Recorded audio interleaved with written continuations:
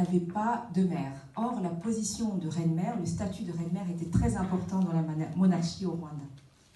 Alors, il avait décidé qu'une autre de ses femmes, parce qu'il avait plusieurs femmes, prendrait le rôle de reine-mère.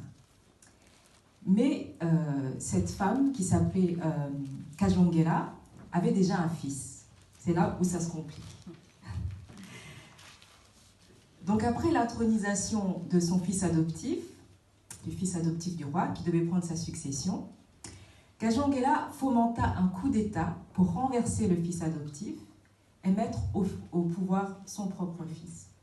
Et tout cela se termina par l'incendie de la résidence royale, l'assassinat donc du fils adoptif du roi et la mise au pouvoir de Musinga, son propre fils. Et l'histoire dit que Musinga avait beaucoup moins de pouvoir que sa mère. Et d'ailleurs, savez-vous que les reines-mères au Rwanda avaient leur propre armée?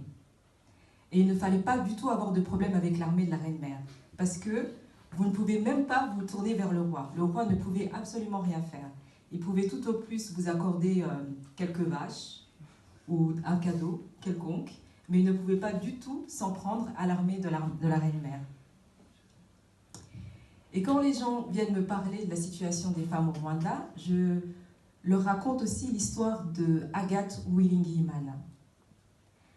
Agathe Uwilingi-Imana était une femme extraordinaire. Son souvenir restera gravé dans l'histoire du Rwanda. Elle a été assassinée aux premières heures du génocide et de tout le chaos qui a suivi. Agathe Uwilingi-Imana a été la première femme première ministre au Rwanda.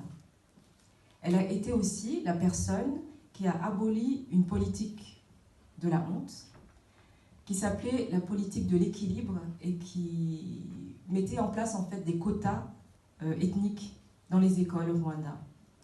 Ce qui résultait par uniquement 9% d'élèves de l'ethnie Tutsi dans les écoles, et pas plus.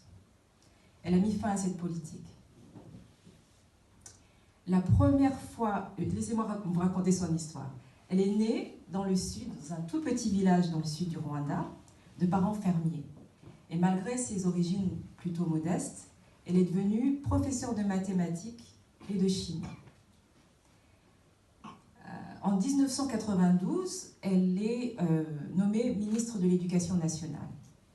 Et c'est la même année où elle se fait agresser pour la première fois par un inconnu.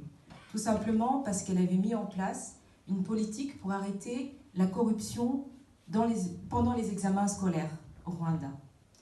Cette politique qui faisait en sorte qu'il y ait une présence policière pendant les examens pour empêcher la corruption. Et donc c'est pour ça qu'elle